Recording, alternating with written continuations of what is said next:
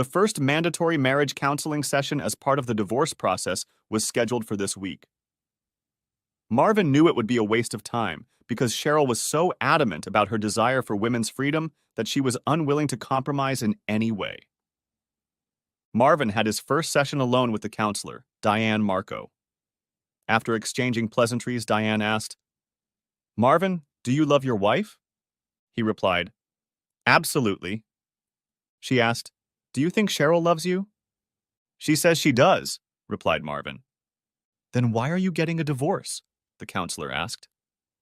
He replied, "She left home with all her stuff. She told me not to contact her for 6 months. She stated that she wants to act like she is single again and have relationships with other men. To me, that seems to indicate that she doesn't want to be married to me. That's why I filed the application." "How do you feel, Marvin?" Looking directly into Diana's eyes, he snapped back, "What a stupid question. How do you think I'm feeling? If you're trying to find out if I'm violent, I can tell you that I love her and would never physically harm her. She's a good person. I think she's confused about who she is and what she wants to be." With growing irritation, he continued, "Trouble is, she's running right into a minefield, throwing rose petals around, thinking this escapade will have a happy ending. I hope you manage to reconcile us, but I'll move on while she drowns herself in introspection." Diana asked, "Since you filed for divorce right after Valentine's Day, can you tell me about that day?" He replied, "I bought 24 red roses, treated her to her favorite chocolates, and had dinner and drinks for $200 at an expensive restaurant that's hard to get into. She gave me a card. It had a very sweet statement in it, but it was their words, not hers. She signed it, Love C. We got into bed and I got a kiss that lasted a nanosecond, and then she turned her back to me and said, 'Good night.' Thinking about it now, I realize I lost her somewhere along the way. I understand why she wants to leave, as she is not excited about our future, so I will be more firm about finalizing the divorce if she feels that way." Diane thought, "Great. I should be trying to bring these people together, not tear them apart. My job just got harder."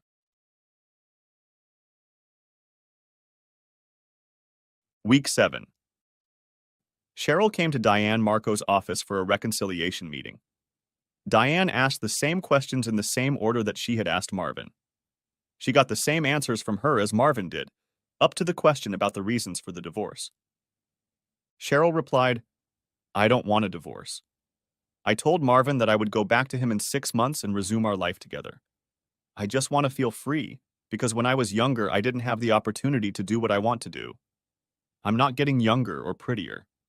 All my friends have interesting experiences and I don't. Is that so unreasonable?" Miss Marco asked the same question about Valentine's Day. "Nothing special, like everyone else's, I guess. A few flowers and dinner. Nothing special," Cheryl replied. Diane then said, "Cheryl, Marvin said he only wants a divorce if you do things with other men. He loves you and wants to spend the rest of his life with you.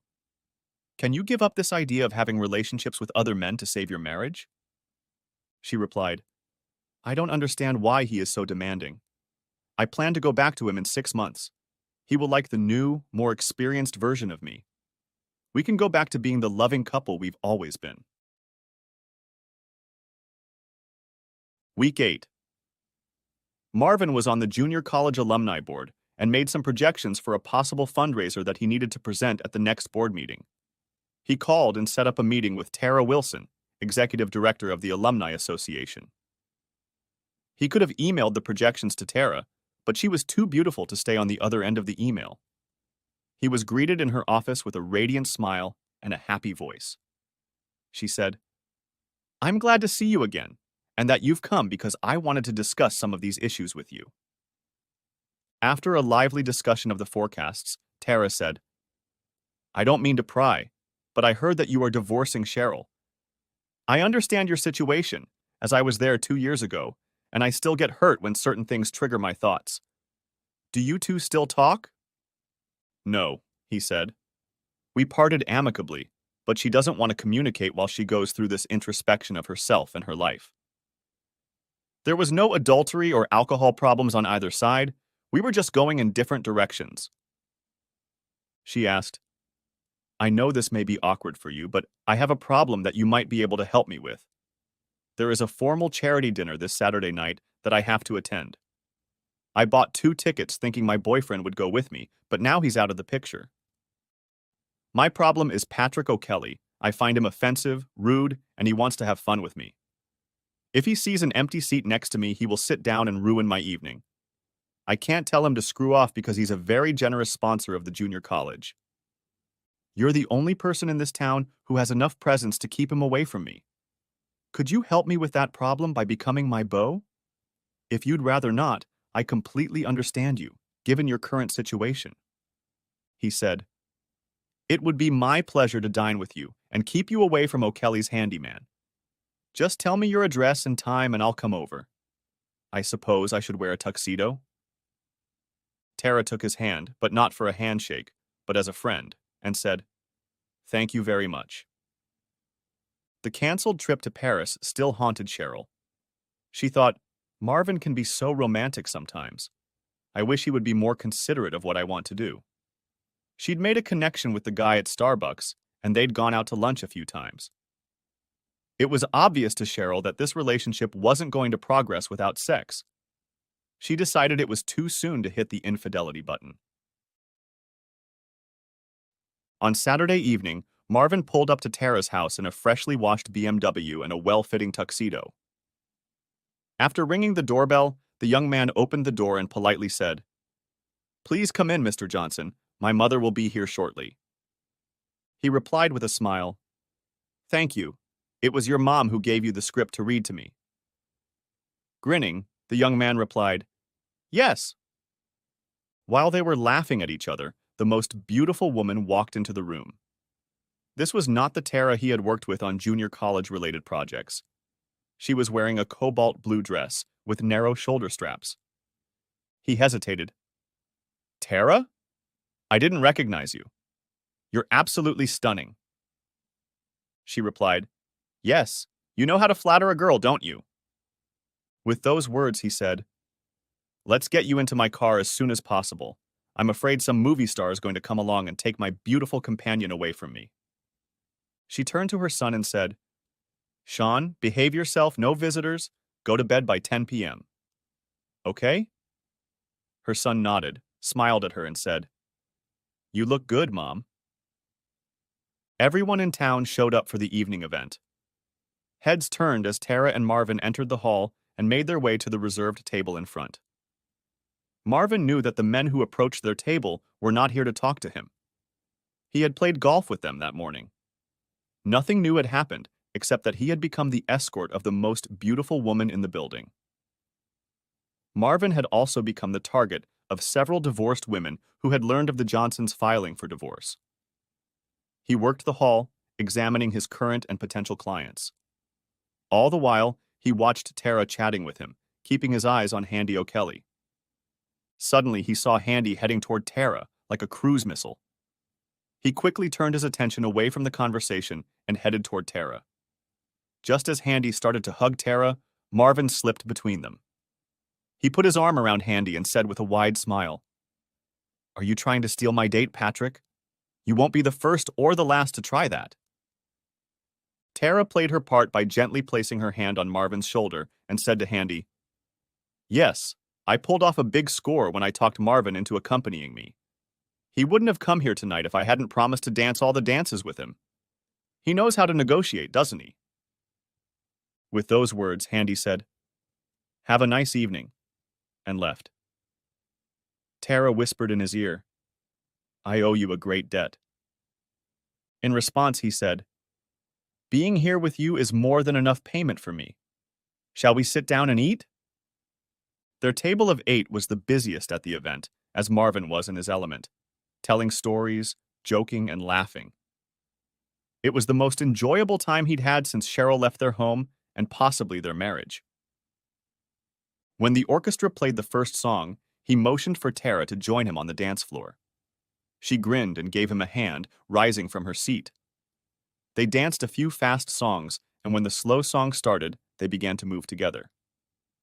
Tara looked at him and said, I know and understand. I was there 2 years ago, but my world has changed. And changed for the better. I had friends who helped me through the challenges. Can I be one of your friends who can help you recover? He touched his head to her head and nodded in agreement since he couldn't speak. The rest of the evening was spent dancing, laughing, and having a good time. When the party ended at 11 p.m., she asked Marvin if he would take her for a ride in the convertible with the top down. She wanted the fresh, cool air to run through her hair and cool her down so she could put her arms around Marvin and warm her body and heart. She asked him to walk her to the door, to which he readily agreed. Marvin grinned and said, I haven't had this much fun in a long time. I can't figure out if it was because of you or because of my 200 friends who were around us. To find out what it was, can I take you out to dinner sometime next week? It's cheaper than paying for a dinner for 200 people. She laughed and said, I don't know anyone who can make me laugh with such a simple thing as asking me out on a date. For that reason, I agree. Let's go out Friday night. She hugged him longer than he expected and pulled away and gave him a quick kiss. Then went inside. Marvin put the roof down and drove home.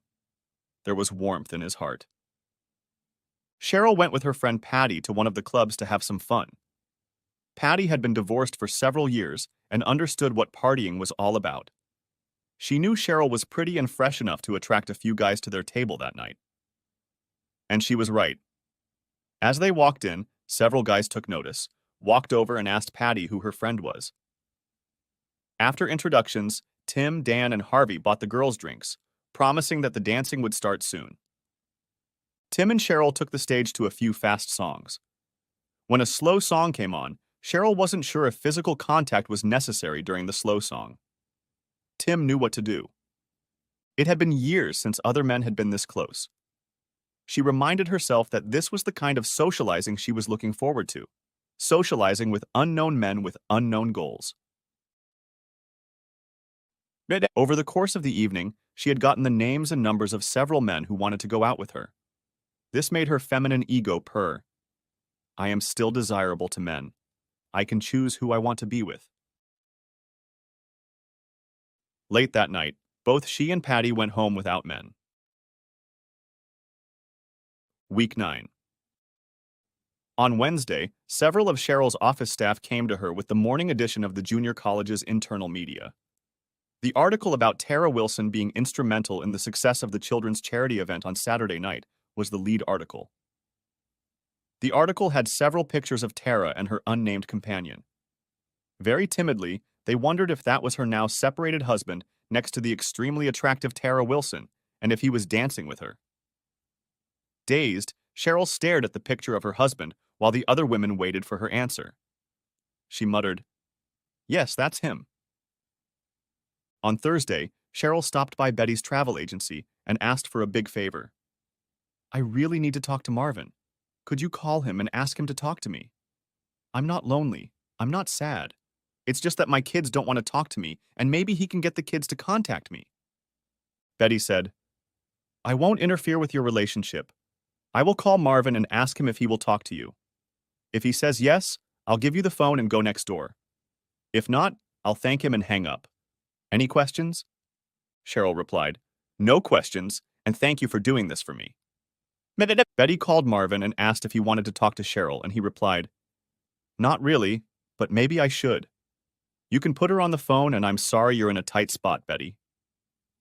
Picking up the phone, Cheryl said, Good morning, Marvin. I hope you are having a good day. He replied, Yes. What do you want, Cheryl? She asked, Can we meet and talk? I really need to talk to you. It's hard to talk on the phone with Betty. Please, can we meet for a few minutes? He replied, Then we'll break one of your ironclad rules for your convenience. I can't contact you, but you can contact me. This is all because you changed the rules I thought we were supposed to live by, isn't it? She said, Please, Marvin. Reluctantly, he said, Okay, out to lunch today. Someplace we don't normally go so people won't think we're getting together. She replied, I can make you lunch at my house. Absolutely not. I don't want to enter your sanctuary of experiences. Alberto's restaurant is just off the freeway. I'll be there at noon. Anything else? Thank you very much, Marvin, she said as he hung up. As they pulled up to Alberto's, Marvin saw Cheryl in a corner booth. As he approached the booth, she got up, opened her arms, and hugged him. It was awkward. He just stood there with his arms at his sides while she hugged him. She started the conversation on what she thought was a light note. You look very trim. Cooking should do you good. He replied dryly, It's not my cooking. It seems like every other night some woman brings me food and asks me how I'm doing. One night they lined up 3 people at a time to bring me a home-cooked meal. The local women are very good at feeding me and taking care of me. That made Cheryl angry, and she asked, Was that whore Mary DeFalco one of those ladies? She always looked up to you when she was around us. Grinning, he replied, Yes, she was one of the first to stop by, and I must say she makes the best lasagna I've ever tasted. You're welcome to have her over anytime. She gritted her teeth and moved on to the next topic. Marvin, I know I've disappointed the kids, and they don't understand what I'm trying to do. But I miss talking to them. None of them have talked to me in weeks. Did you tell them not to communicate with me? When they were here, I told them that you were still their mother and they should treat you with respect, he replied. She quickly asked, They came to see you, not me. It breaks my heart. He snapped back. Yes, it seems to happen a lot. Then he stared at her for a moment. Cheryl stared at the table. Then he said, I'll call them this week and have them call you. I won't make them call you, I'll ask them to call you. Speaking of call you, you may take offense to some of the names they'll call you. So be prepared. Now Cheryl had 3 for 3 negative responses she didn't want to receive, so she moved on to the next topic. I saw your picture in the paper with Tara Wilson. Are you 2 dating? He replied, She didn't have a date to the charity dinner, so she asked me to be her date. I haven't had that much fun in a long time. She's a very pretty lady. She asked you? She asked. Yes, it's hard to believe that a beautiful, talented, intelligent girl asked me out. Isn't it? He said, looking her straight in the eye. Even though he was looking her in the eye, he felt a strong gulp escape from her throat. Marvin, I haven't budgeted for a lot of items and I'm short on funds. I know how you've always made sure I pay my bills, that I have a good credit history, and I want to keep that rating. But with utilities, new health insurance, an apartment deposit, and moving and storage costs, I'm in a tight spot. Can I borrow $2,000 from you? I'll pay you back, I promise. He didn't say anything. He just looked at her with frustration and annoyance. Slowly, he pulled out his checkbook, wrote her a check, and held it out across the table. She said, Thank you very much. I'm embarrassed to ask you to do this. I had planned to become a more independent woman, but it hasn't happened yet. Are we done? He asked. One last question, Cheryl replied. Can you tell me about the trip to France that Betty and Cindy told me you organized? Marvin sighed again. What's there to tell? I planned the trip for us so you could go to France. I knew it was something you had always wanted to do. I had the papers with me the night you told me you were leaving me. I canceled the trip since it looks like you are no longer in my life. Trying to hold back tears, Cheryl said, This is the most selfless and wonderful thing a man has ever done for me. You are truly a wonderful and considerate husband, and I love you for that. Please remember that I am not leaving you.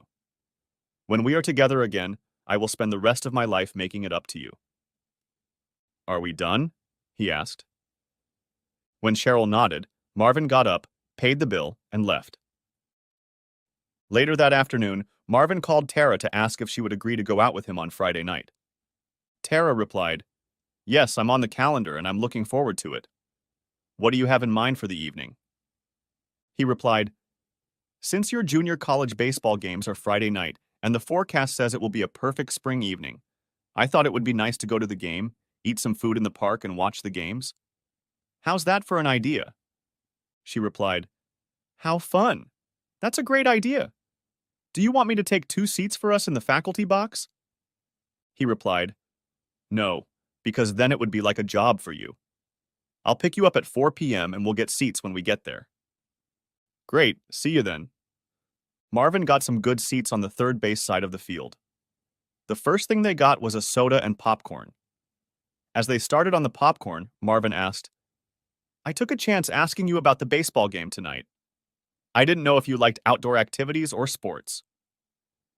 Tara replied, I love all sports, played softball in high school and a little in college. Tonight is the perfect night for it. I've been here for 2 years and have never been to a game. Thanks for thinking about it. He asked, Is your son into sports as well?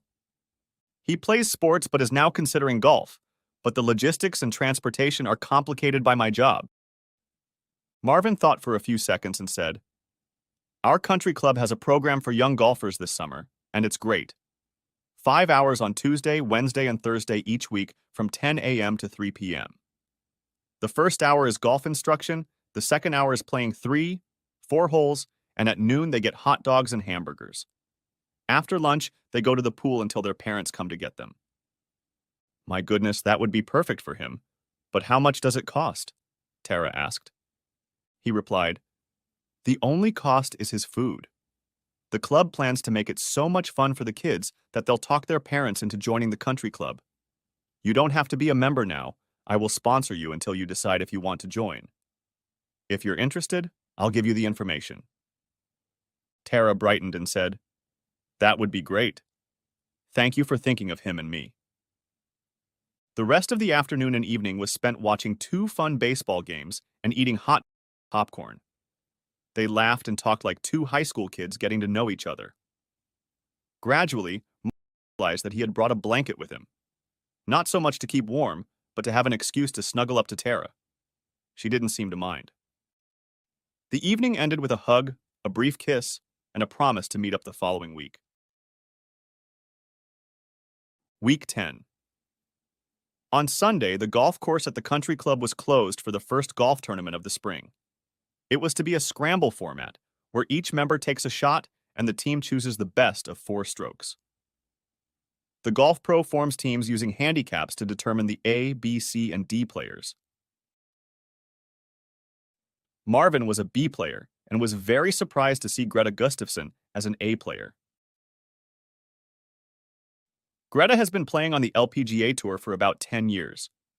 During those 10 years, she was one of the most photographed players on the tour. Not for winning events, but for the way she looked. 5 inches tall, long blonde hair, an hourglass figure that could be shown off in shorts and tight golf shirts. She was a native of Sweden, and her voice was soft and sing-songy. She used her winnings and money from sponsors to buy and expand the largest insurance agency in town.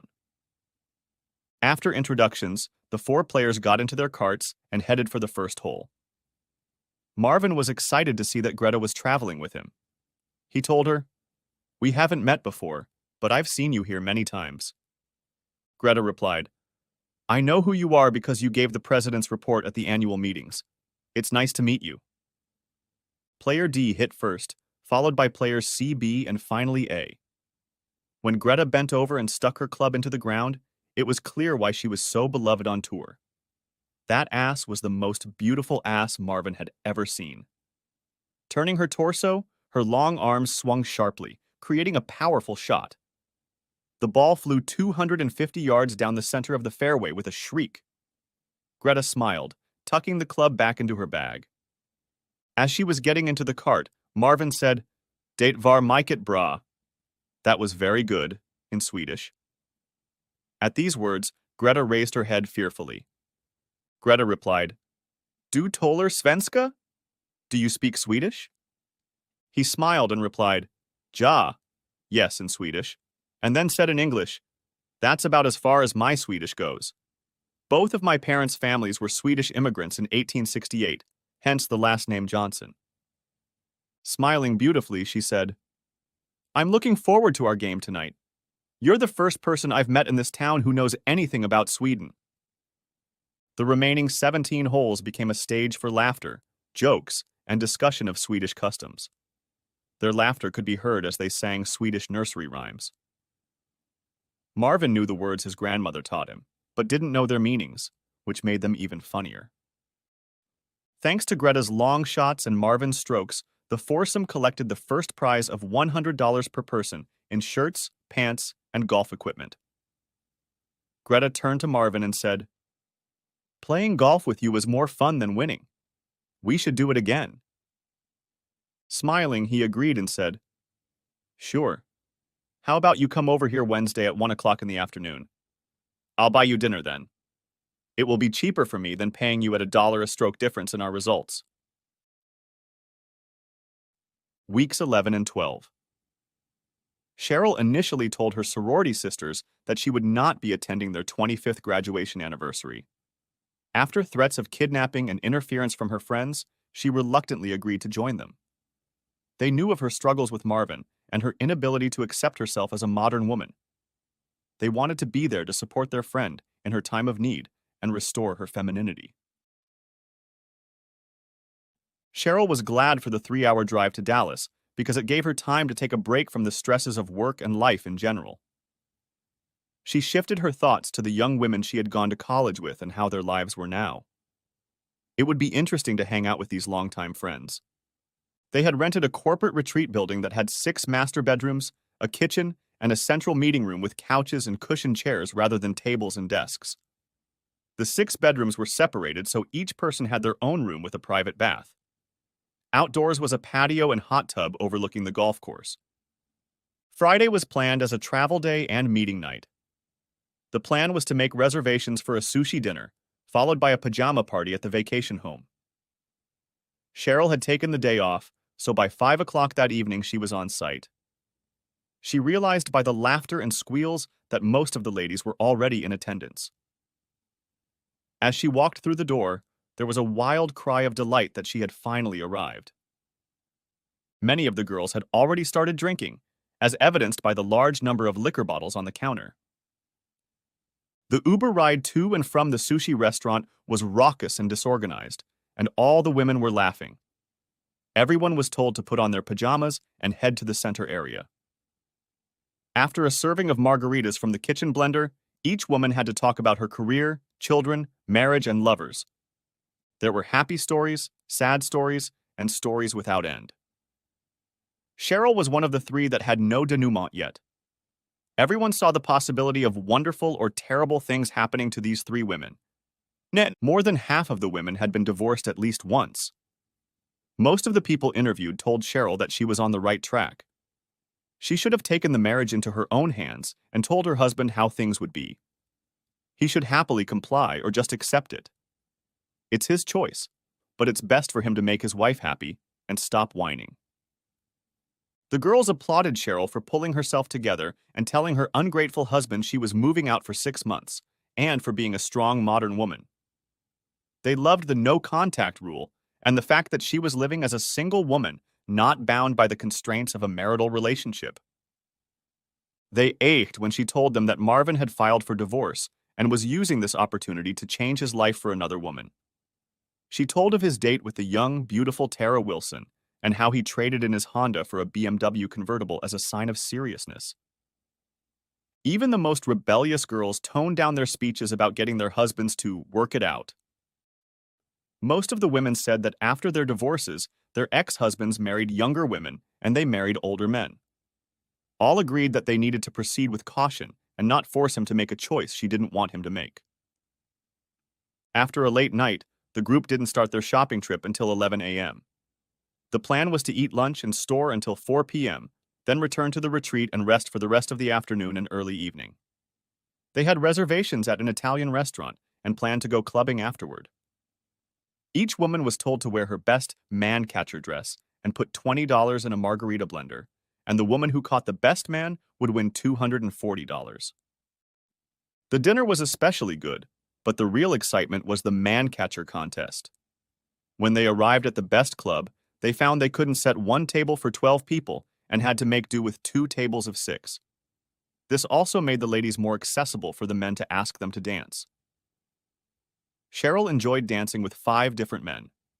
Each man was charming, pleasant, and fun. This was exactly what she had envisioned life to be like when she left Marvin's house. The 6th man who approached her was completely different. One glance at Cheryl made her squirm in her chair, and she got up to dance with him without even waiting for his invitation. He was tall, broad-shouldered, and very sophisticated. He spoke to her quietly and directly, oblivious to everything that was going on around him. After a few fast and slow songs, he asked if she was tired and wanted to come back. She replied, "I will return to the table if you will join me. Otherwise, I will stay here with my arms around you." He said, "That's the nicest music I've heard all evening. Your table looks rather noisy. Would you like to join me at my table? This is my son and a few of his friends from college. I'm sure we'll have time to talk since the boys are spending their time chasing young ladies tonight." She replied with a laugh, "Sounds like fun." Cheryl learned that Ted was an airline broker in Dallas to visit his son who was working there as a summer intern. His office was in Seattle, but he traveled all over the world selling new and used airplanes. Suddenly in her mind, everything fell into place. If she wanted an experience with a real stud, it would be Ted. She had a hard time finding men in her town who didn't know Marvin. Here was a man from Seattle and Dallas with a son, Matt, who had no contacts and didn't know Marvin. She wasn't even going to tell Ted her real name so he couldn't trace her. It was perfect. She could have fun with him and Marvin would never know the difference. Her husband had a saying about fouls in basketball: no harm, no foul. Since he wouldn't know she was having fun with Ted, there would be no harm and therefore no foul. Her table became the center of the party where young men and women stopped to sit, drink, laugh, and have fun. Now that Cheryl had decided how to have fun without her husband knowing, she relaxed and had a great time. He turned to his son and said, "Take a picture of this. I want to remember it forever." Ted said, "I think we need to move this somewhere else before we get arrested. But first I have 2 questions for you. The first question is, what's your name?" "CJ," she answered. "The second question is, are you married?" She replied, "Not anymore, my husband divorced me." She then asked, "Where are you staying?" He replied, "At the Embassy Suites about a mile away. I will ask my son to find another room for the night, as mine will be very busy." With those words, Cheryl grabbed Ted by the arm and dragged him towards her friends' tables. She announced, "Ted and I are leaving. I'll see you tomorrow morning when I pick up the money for catching people."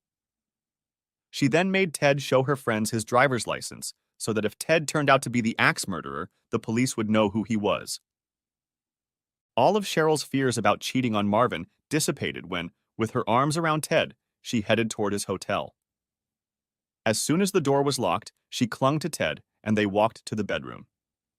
She led him backward to the padded chair by the bed, knelt down, and after the pre-breakfast entertainment, Ted took Cheryl to her friend's house. The jealous friends wanted details. After lunch, all the ladies began to go home to their husbands, lovers, or empty apartments. They all agreed that they would try to socialize more with the group. They were especially eager to hear about Cheryl's further adventures. Some envied her situation, others were thankful they were not in her shoes. Week 13. On Sunday afternoon, Marvin picked up Tara and Sean and drove them to his country club. After a late breakfast, he took Sean and Tara to show him the golf store, the golf course, the driving range, and the snack bar.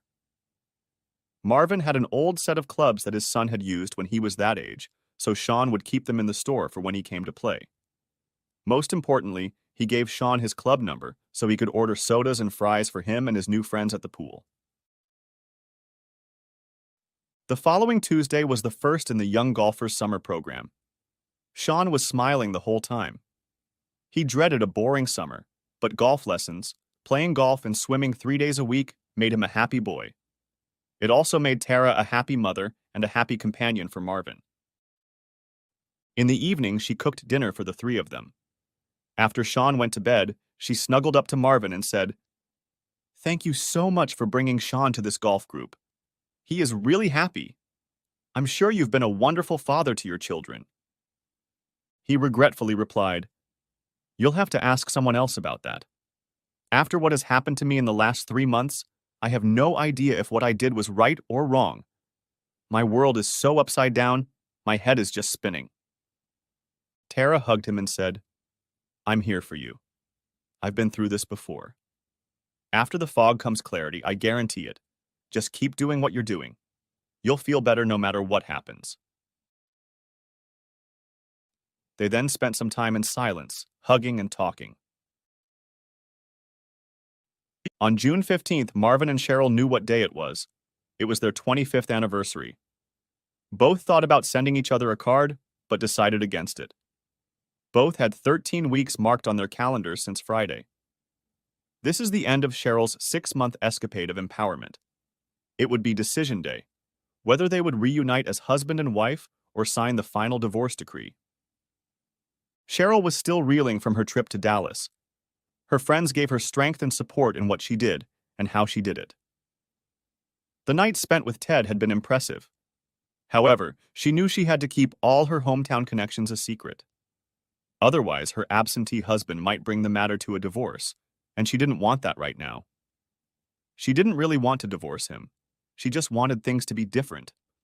She wanted the freedom to do what she wanted, but to have him as her home to run to whenever she wanted. It was the perfect position. Of course, Marvin would be cuckolded. He just wouldn't know it. She hated being untruthful to her husband of 25 years. He just needed to stop making a big deal out of it. On Wednesday, Marvin played golf with Greta. Thanks to taking lessons from the club professional and Greta's helpful hints, he managed to lower his average score by 6 strokes. He really enjoyed her company, and being outdoors on a beautiful afternoon was special.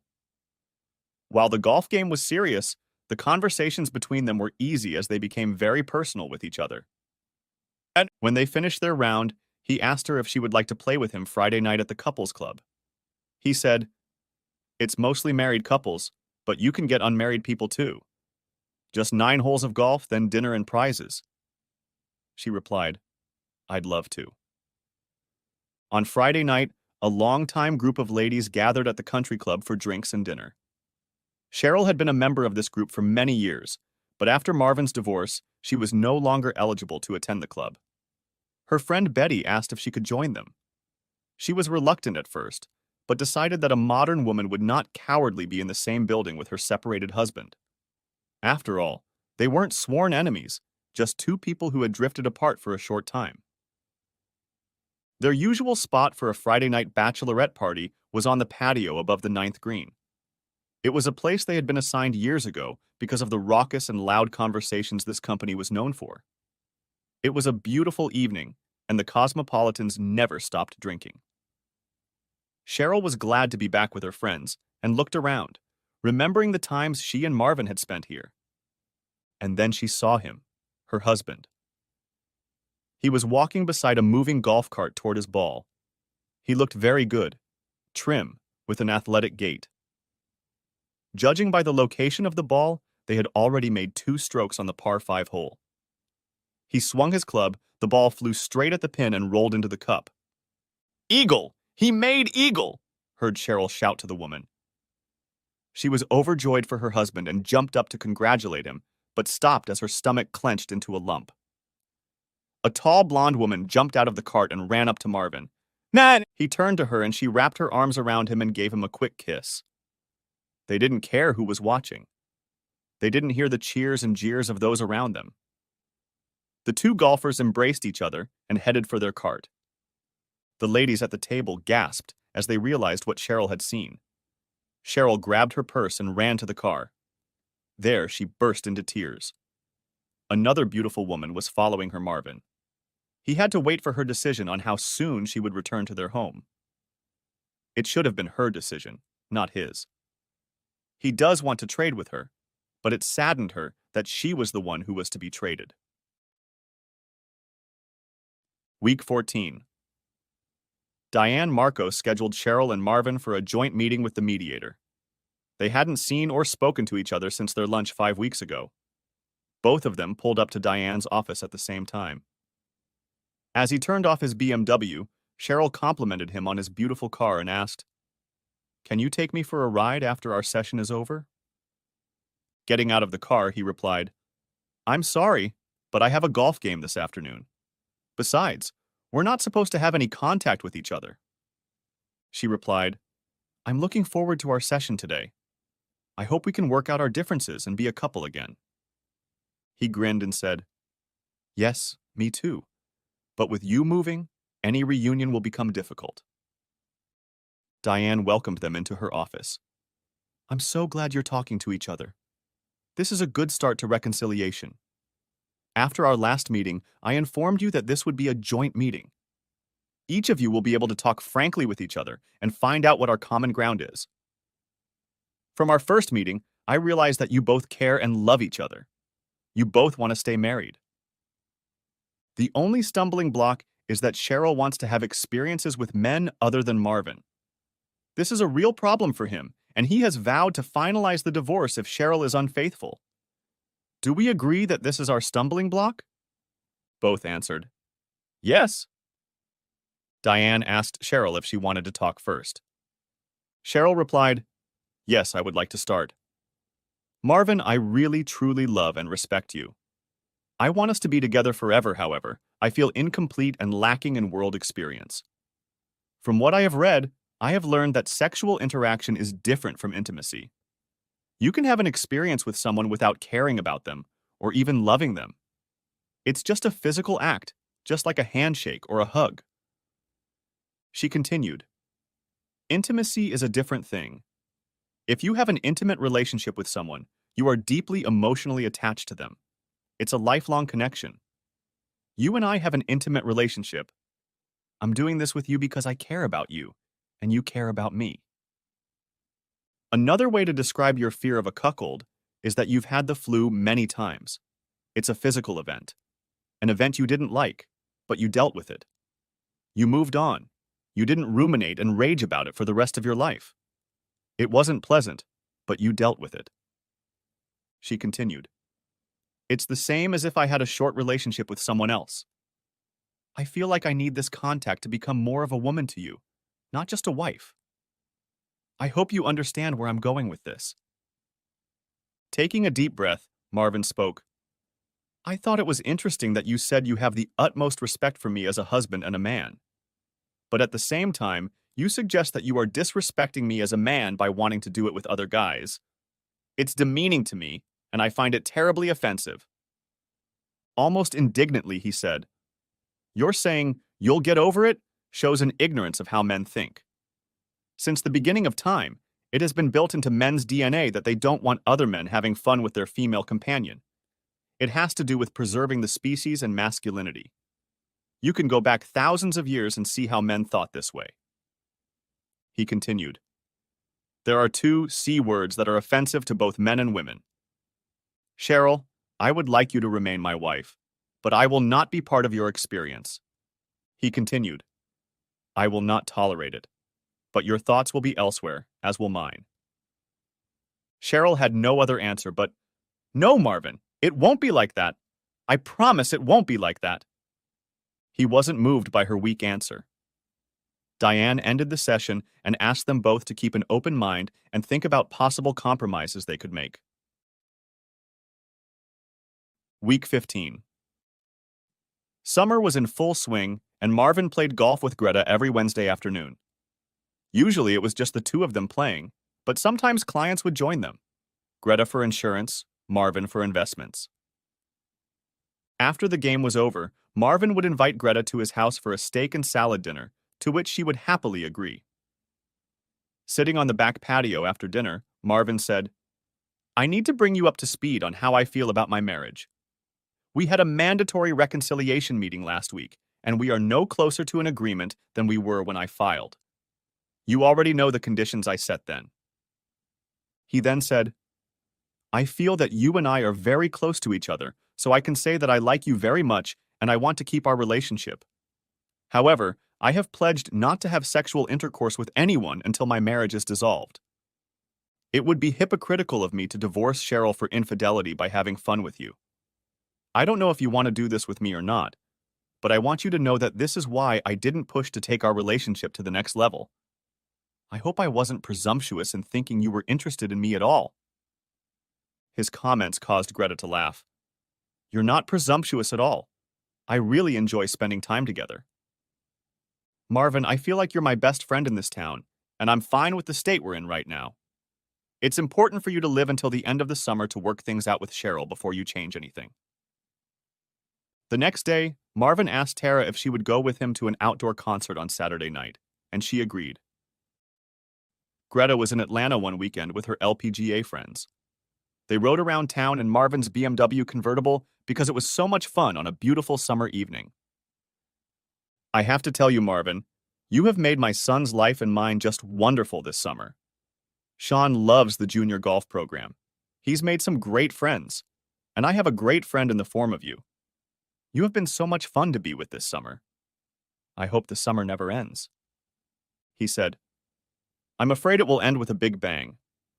Cheryl's Women's Empowerment Project ends on the last day of August, and we have to decide what we're going to do. Earlier this week, we had a reconciliation meeting with our psychologist. I gave my speech, she gave hers. Neither of us budged. This brings me to a topic that I hope I don't overstep.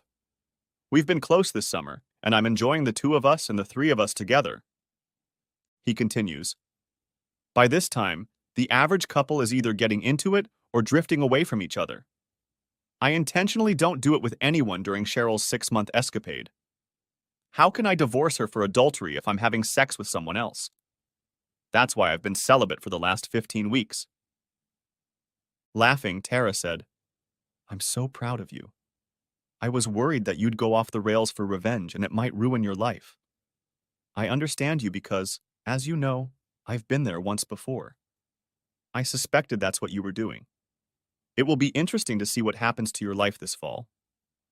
She asked, while we're on the subject, I want to ask if this no-sex rule applies to Greta as well?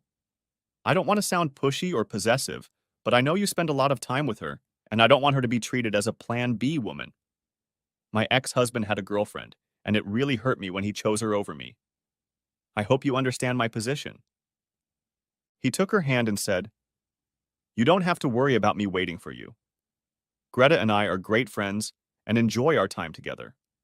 About 90% of the time we spend together, we talk golf or business. She welcomes the no-sex rule as she does not want to get into a relationship with someone without having any idea where it will lead. Please don't worry, you are special to me, and I don't want to hurt you.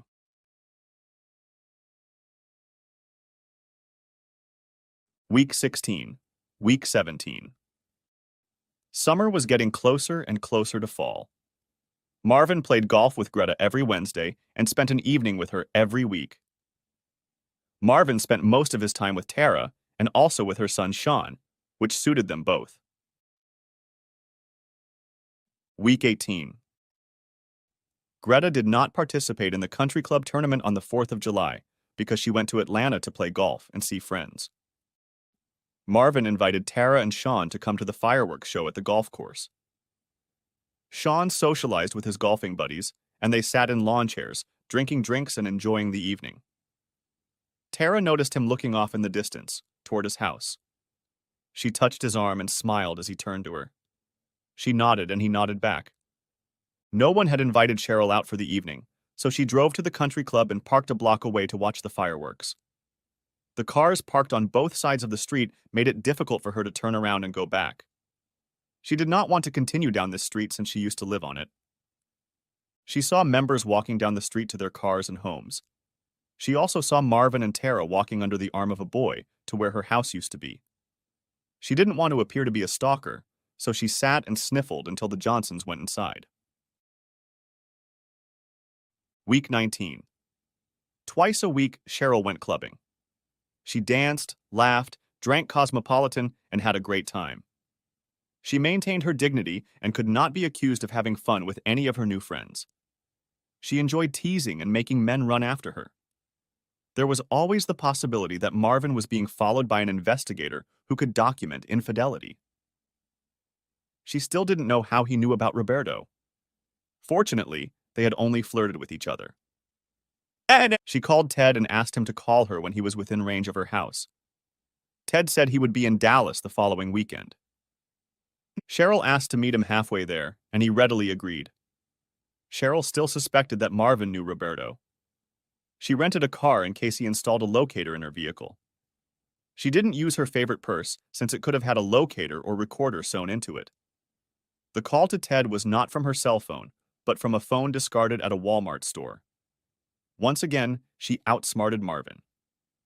They were to meet at a bar near the hotel for a couple drinks before heading to their room. Ted toasted his friend's arrival with a drink of Macallan whiskey. After 2 drinks, they were ready to head to the hotel. She walked down the hallway, with a grinning Ted following her. Week 20. Robbie was working as a summer intern at a large factory in Nashville. The internship would end in 4 weeks, and the experience was very rewarding. The contacts he has made will be very helpful to him in finding a permanent job after graduation. Robbie has been socializing with a fellow intern named Matt. At the beginning of the summer, Matt and Robbie were assigned roommates for an orientation week internship at the company. After the internship, Matt was assigned to Dallas. This week, Matt was in Nashville for a meeting with company representatives and roomed with Robbie again. Matt's father was also in town and wanted to meet and take the 2 young men out to dinner. When Matt's father arrived, he introduced Robbie to Ted. They shook hands and headed to the steakhouse. After dinner, they had to decide where to spend the evening. Robbie and Matt wanted to go to a club to drink and dance. Even though Ted knew he would have to pay for it, he agreed to join them. After an hour at a club near the airport, Matt remarked to his father, "This club looks like a graveyard compared to the one you and I went to in Dallas." Ted replied, "That was a wild night." "What happened?" asked Robbie. Laughing, Matt replied, "Dad was almost assaulted at our table a couple months ago. A woman about Dad's age wanted him very badly. She took him back to the hotel. Didn't she, Dad?" "Matt, I think you need to show her a little more respect. She was a very nice person. I really enjoyed her company. She wasn't a slut or slutty. She was out with her friends for the 25th anniversary of their graduation. She was in the midst of a divorce and just wanted some male attention." There were too many similarities, and Robbie began to put the pieces of the puzzle swirling around in his head. "What was her name?" he asked. Ted replied with a puzzled look. "CJ, why?" Robbie thought, "Cheryl Johnson's initials. My mom was in Dallas for her 25th reunion 8 weeks ago. She and my dad will probably be finalizing their divorce in a month. Could you describe this woman to me?" Matt pulled out his cell phone and dialed the number on the picture of Cheryl and Ted kissing. He wanted to keep the other pictures out of Robbie's sight. He handed the phone to Robbie. 2 seconds later, Robbie recognized his mother kissing the man sitting in front of him. Out of habit, he ran his thumb over the next photo, just as Matt reached for his phone. Matt said, "I don't think that would be a good idea, Robbie." Robbie looked at him and said, "It's not for me. Dad needs to know what happened because they're either going to rebuild their marriage or get a final divorce. He needs to know."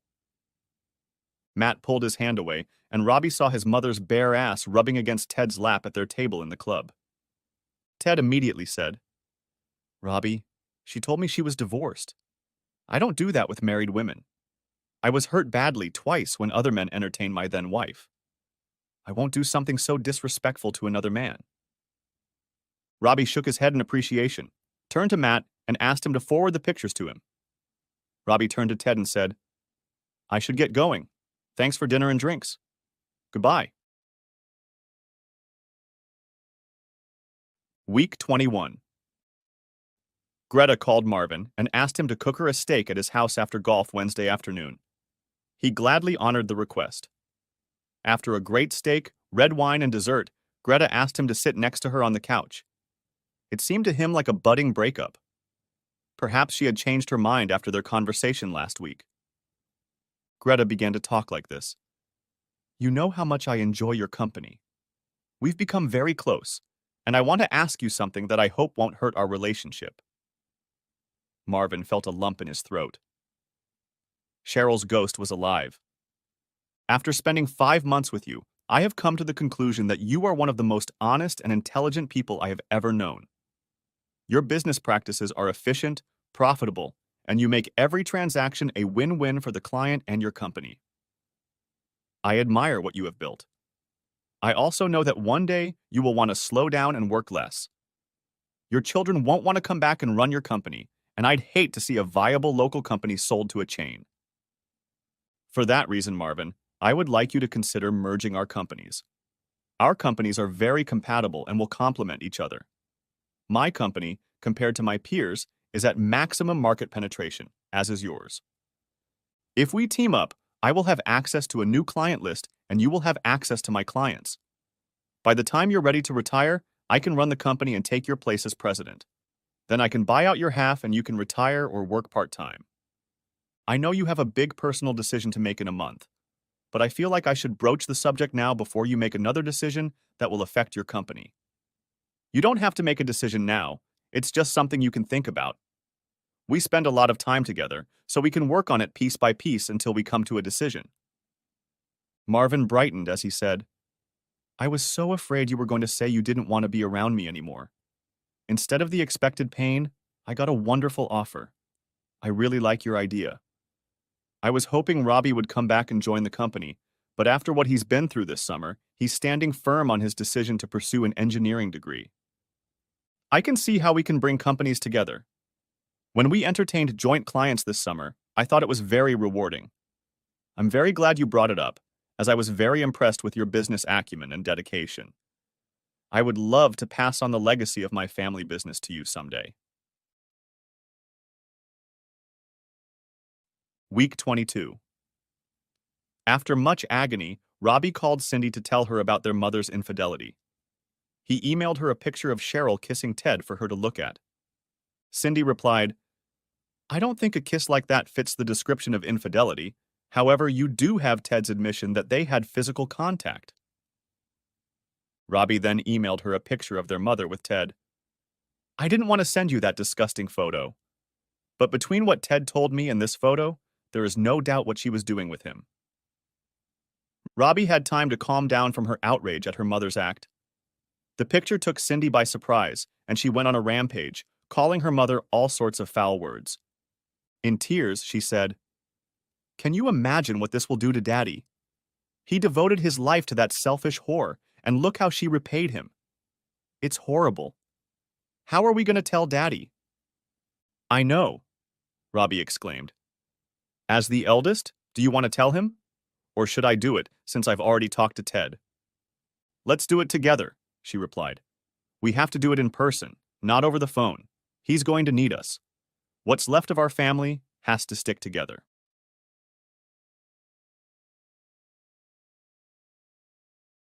Week 23. Maywin was surprised when Cindy called to ask if she and Robbie could join him the following weekend. Maywin was excited that they would be coming to visit him. He missed them, as this summer was the first time Robbie had been away from home.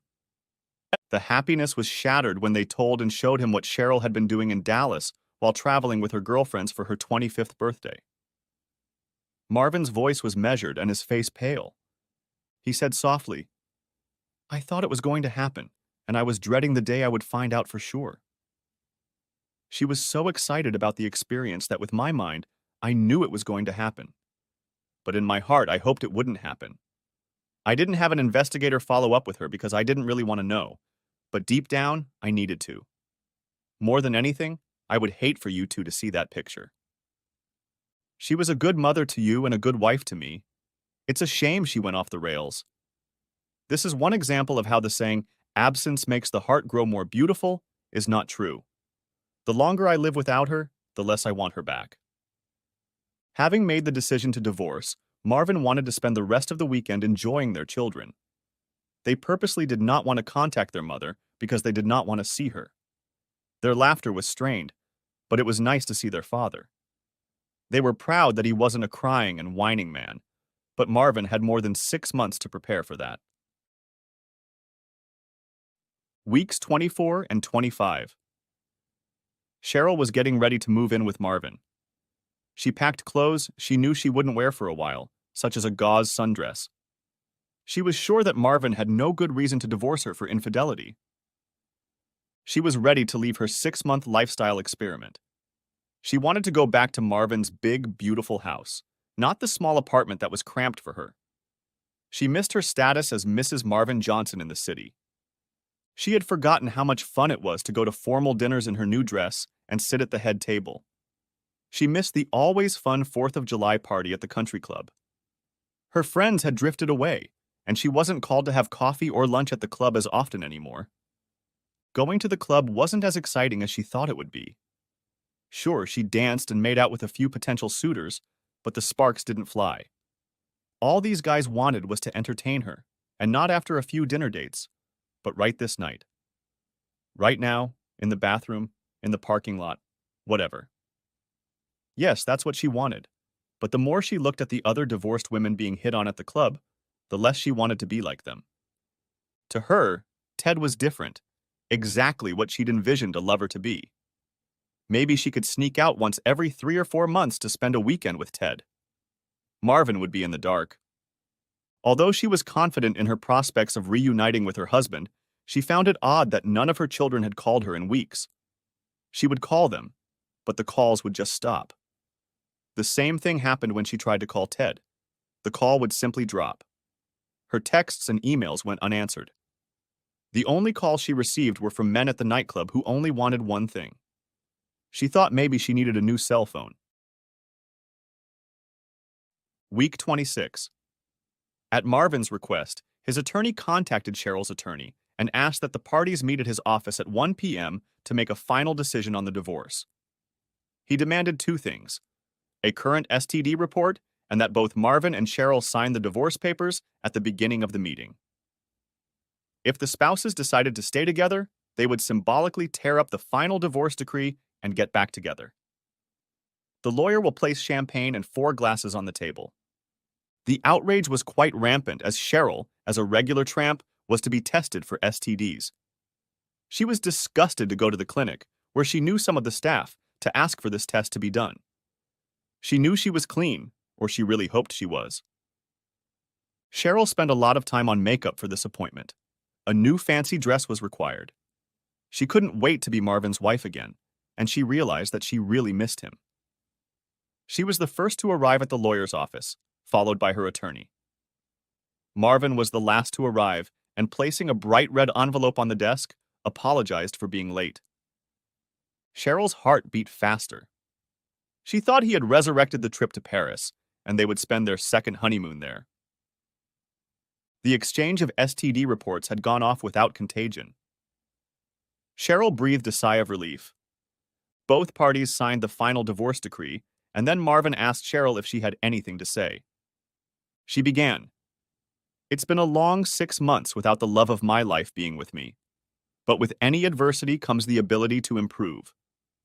These improvements are reflected in the fact that I am once again a more enlightened woman who is even more committed to my marriage than before. I would like to thank my loving and dedicated husband for giving me the opportunity to spread my wings and learn to fly.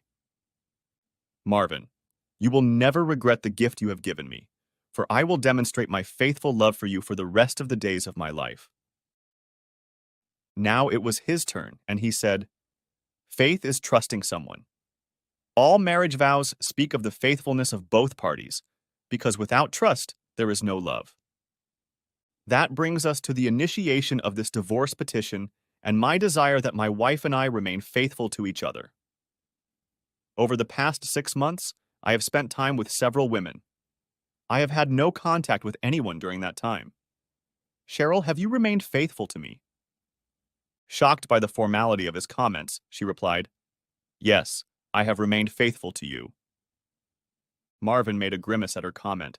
Cheryl noticed his reaction and became concerned. He picked up the red envelope and pulled out a picture of her kissing Ted. He asked, "Have you been faithful?"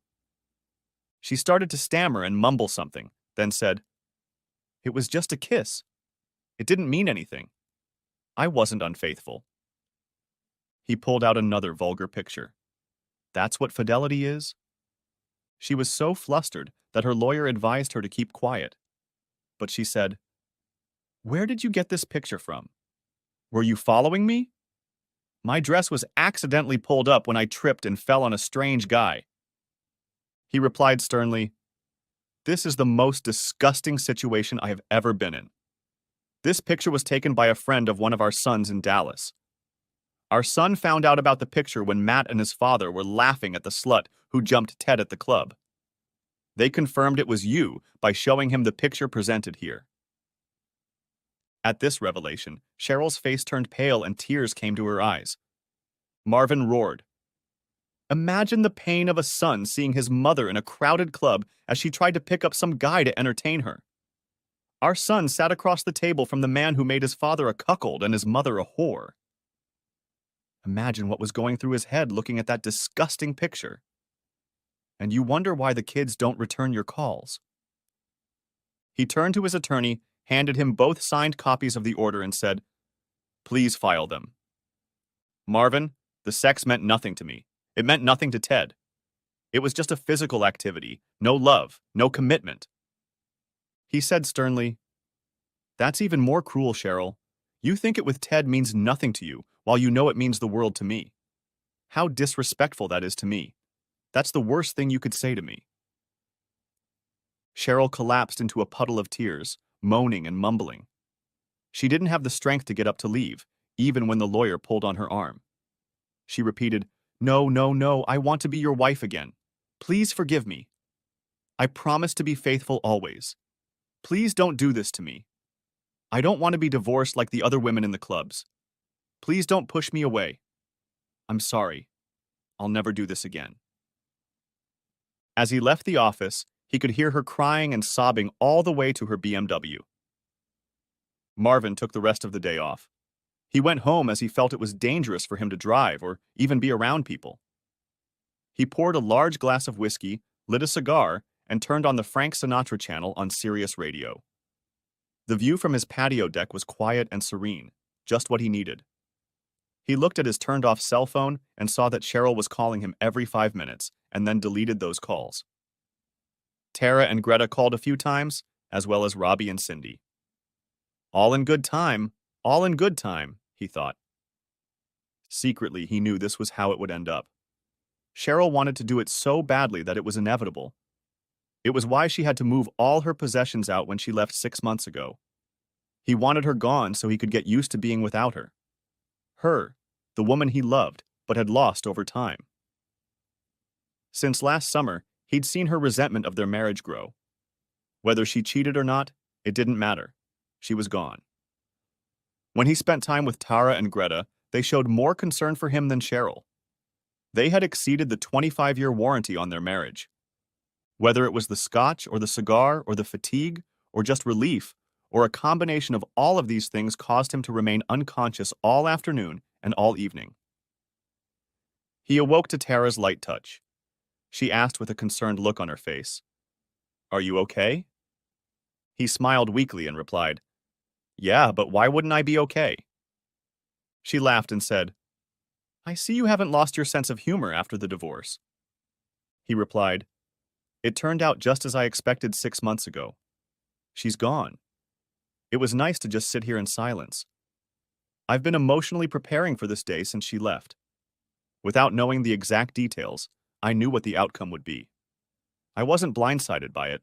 I could at least make alternative plans for the future and not be a rudderless canoe for the next year." She sat down next to him, put her arm around his shoulders and asked, "Does that future include me?" When he quickly replied, "Absolutely," she brought her face to his and kissed him. Then she said, "As long as you have plans for me, I can wait. Don't be in a hurry or rush to do anything. You're feeling the last gasps of a 25-year relationship. It's not going to disappear quickly. I'll be there for you." Then she kissed him again and left. Cheryl was so confident that her husband would gladly welcome her back into his home that she had arranged to leave the apartment at the end of the 6-month lease. Now she needed to find a new place to live. Because the apartment building project was completed, the owners did not offer her a new apartment discount. Instead, they raised the rent by 40%, putting her in a difficult position. She didn't push for more money in the divorce because she knew Marvin would take her back. Besides, the house was a gift to him from his grandparents, and the company had passed to Marvin from his father before their marriage. The divorce papers were just for appearance's sake, so people wouldn't think he was a cuckold. Diana Marco testified that Cheryl didn't want to give up her right to do it with other men, forcing Marvin to divorce her. The judge upheld her right to do so and approved a settlement agreement unfavorable to Cheryl. True, she was allowed to keep her teacher's retirement account. Because she was fully employed and had no children, no alimony was awarded. This was not factored into her new budget, as she was to be at Marvin's house this week. She was to move to a cheaper place. Paying moving expenses again, and deposits too, would be very difficult. She would like to have a small house, but that would require yard work. Those were handled by her now ex-husband, and she didn't want to do those chores. She found a small apartment in a less desirable neighborhood that was well within her budget. The thought of evening work terrified her. Not because of the danger or the inconvenience, but because of the humiliation of being a waitress and being forced to serve her former country club friends. Now her children answer her calls, but the bond between them and their mother has been undermined. It will take some time to fully recover. They both promised to visit her the next time they were in town. Autumn came, the trees turned different colors, the days became shorter and the nights cooler. Cheryl shuddered and thought, "This is going to be a long, cold winter." The next morning was Saturday, and Marvin slept late. He told his Saturday golf group that he would not play that day. Around 10 a.m., Greta appeared in the doorway. She said, "I heard it was brutal, but it's over." "Who told you that?" Greta smiled and replied, "We have the same lawyer, silly. He knows how close you and I are. Besides, I threatened to break all his golf clubs in his left arm if he didn't tell me." He laughed and hugged her. She asked, "Is it finally over?" "Yes, it's finally over." She said, "Good. Now, as you start making plans for the rest of your life, I want to tell you something. Something I wanted to tell you before, but you already had a lot on your mind, and I had so much fun with you that I just couldn't tell you. Please sit down with me." He hesitated, trying to imagine what she was going to say.